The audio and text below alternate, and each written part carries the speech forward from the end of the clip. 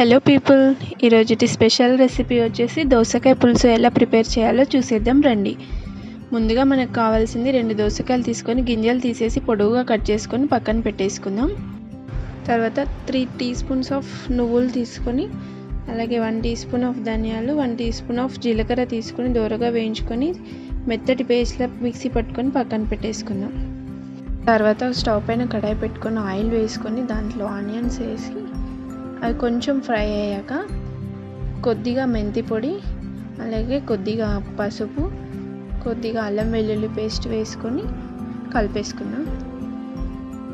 అల్లం వెల్లుల్లి పేస్ట్ పచ్చివాసన పోయేంత వరకు వేయించుకొని దాంట్లోని ముందుగా కట్ చేసుకున్న దోసకాయ ముక్కల్ని వేసి కలిపేసుకుందాం. అలాగే దాంట్లోనే 1 టీ స్పూన్ ఆఫ్ సాల్ట్ కూడా వేసేసుకుందాం. సాల్ట్ ముక్కలకి బాగా పట్టేంత వరకు కలుపుకొని ఒక 5 మినిట్స్ మీడియం ఫ్లేమ్లో పెట్టుకొని ఉడకనిద్దాం. అలాగే వేరొక గిన్నె తీసుకొని దాంట్లో కొంచెం చింతపండు తీసుకొని కడిగి నానబెట్టుకుందాం.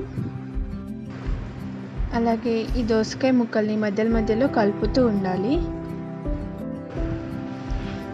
ఇది బాగా కలుపుకొని టేస్ట్కి సరిపడా కొద్దిగా కారం వేసుకుందాం. అలాగే ముందుగా నానబెట్టుకున్న చింతపండు నుండి గుజ్జును తీసుకొని ఆ పులుసుని దీంట్లో వేసేద్దాం. అలాగే ముందుగా మిక్సీ పట్టుకున్న నువ్వుల పేస్ట్ కూడా దీంట్లో వేసేసుకుందాం. ఈ నువ్వుల పేస్ట్ యాడ్ చేసిన తర్వాత కర్రీ కూడా కొంచెం చిక్కబడుతుంది.